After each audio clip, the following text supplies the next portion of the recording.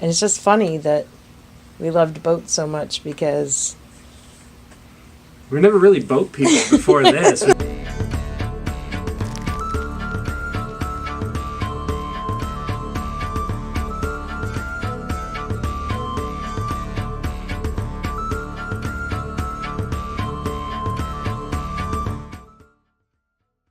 Last time on Proteus Rising, we wrestled with the decision to purchase the Bayfield 36 sailboat, given some troubling findings from the mechanical and general survey. We took our son to visit a prospective college and experienced the kindness of the sailing community after finally deciding to take the plunge and go forward with the sailboat deal.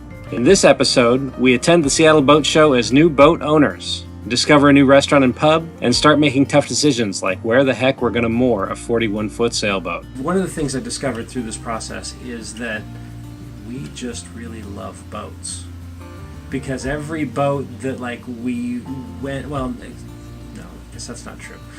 We how do I want to say it? I mean, it was really great to go and see a boat and imagine yourself in the boat, and we were able to, in a lot of the boats we went to, sort of do that. It's like, oh, I can really imagine us being here, and some of the ones were like, yeah, I don't know, this boat's cool. It was like, one of them was beautiful but too small. The first one was really roomy but not a very well-built boat. There were some very sad boats that we saw, some boats in desperate need.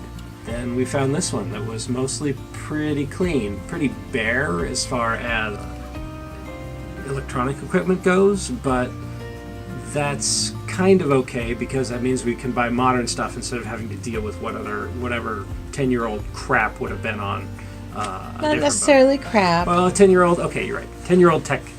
And so it's I feel better about putting new tech into this boat as opposed to dealing with old tech. And the boats are like, oh, wow, that's really nice. Oh, I really want this boat. But no, I'm glad that we actually started looking before we had the money to buy a boat. I know that sounds counterintuitive, but it forced us to keep looking, and in the process we learned a ton.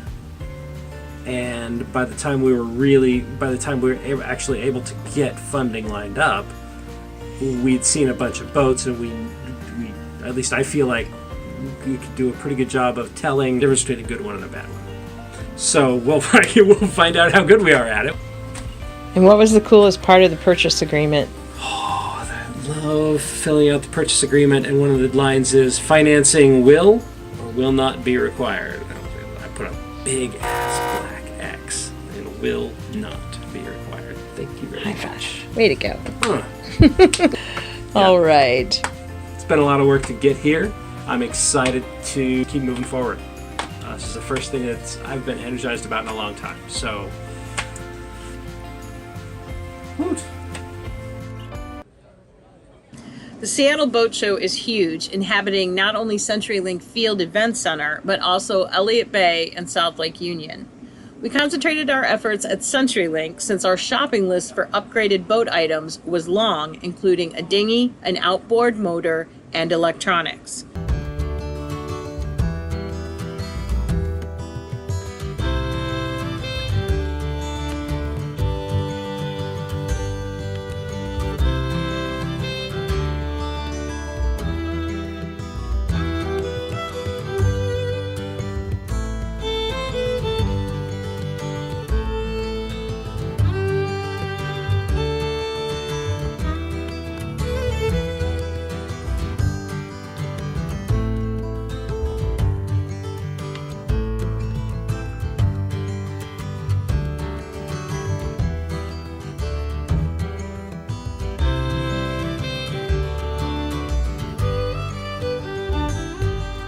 We learned about different boat paints as well.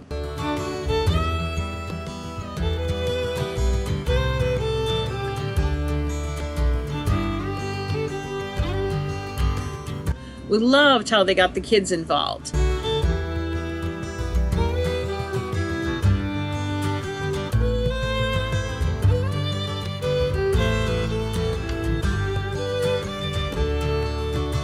And we went to many seminars by sailors who had already done what we want to do, refit a boat and untie the lines.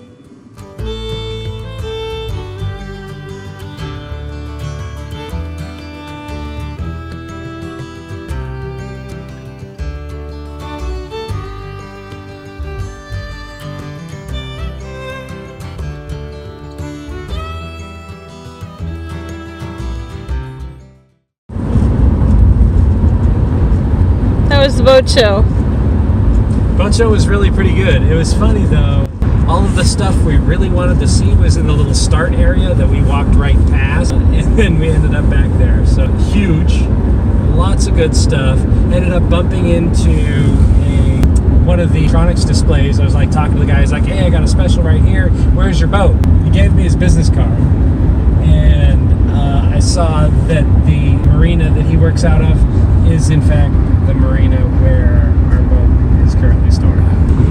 Because he had a pretty cool radar set that I really liked. Pretty intrigued by it, and so I asked him to save me one. He said, Where are we going now? "We're going to a bar." Because I don't know, but I got all my steps in today again. 2 days in a row.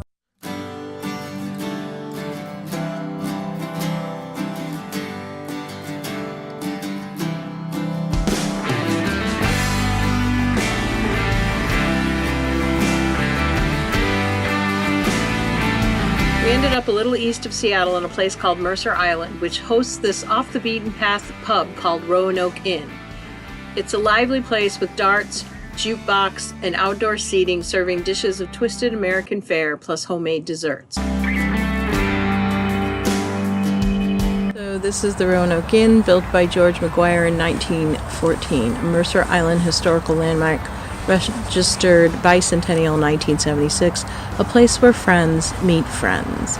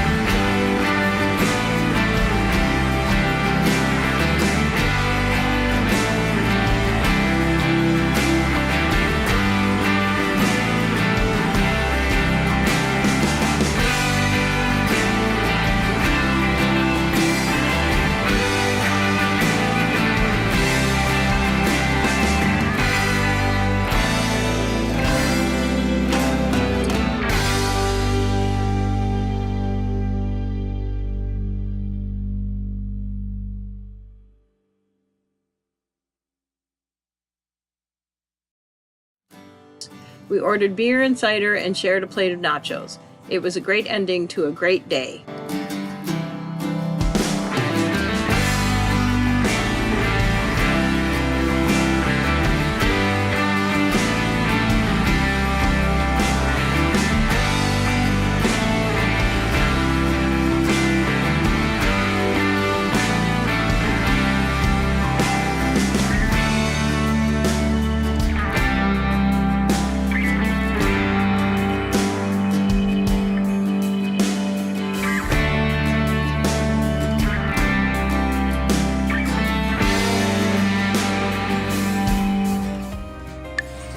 Shit. So cheers. Cheers. We successfully went to our first boat show as boat owners. Boat owners. That was pretty cool. Everybody gave Greg a lot of hassle about having pictures of his boat on his phone, but none of his children. That was easily accessible, at least. But it's not even true. I know of at least 2 pictures of kids I could bring up right away. They're right next to the boat.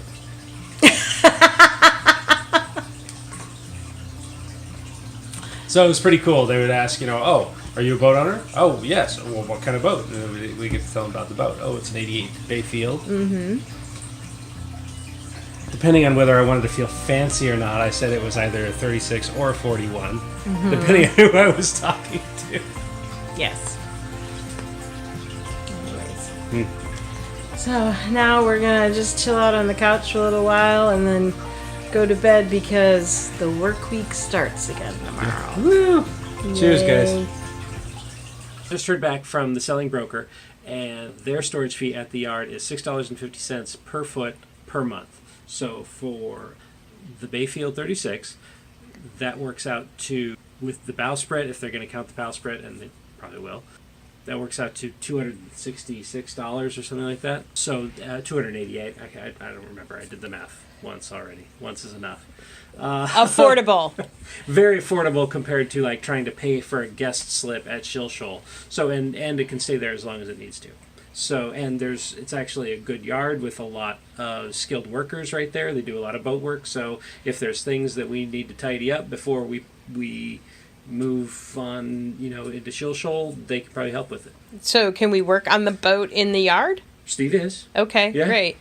Okay, so why was this a concern? What's the problem with Shill Shoal? Oh, well, Shill Shoal would be our first choice because the amenities are great. They're super liveaboard friendly. They're one of the only marinas in Seattle that makes a point of being liveaboard friendly. Some other marinas are like, oh, no, you, liveaboard, no, get out. So Full's like, yeah, we have a great community of people. We're all friends. And so that's obviously the community that we're looking to connect with. So that's where we want to be, but it's waitlisted, like at least 4 months. When it opens up, we can move the boat from the yard in Anacortes to Shill Shoal. And why do we have to stay close to Seattle? To remind our viewers. Oh, well, I still have to have a job. Yeah, you right? still have a day job. So the intent is that the ongoing living expenses, I don't even know what I'm saying anymore. Yeah, I still have to have a job. You still have to have a job.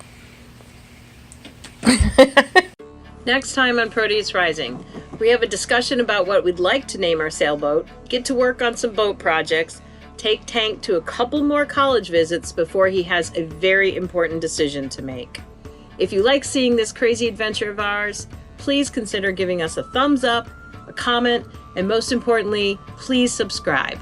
You can keep up with us in real time on Facebook, Twitter, and Instagram. Until then, we wish you peaceful sunrises and sunsets.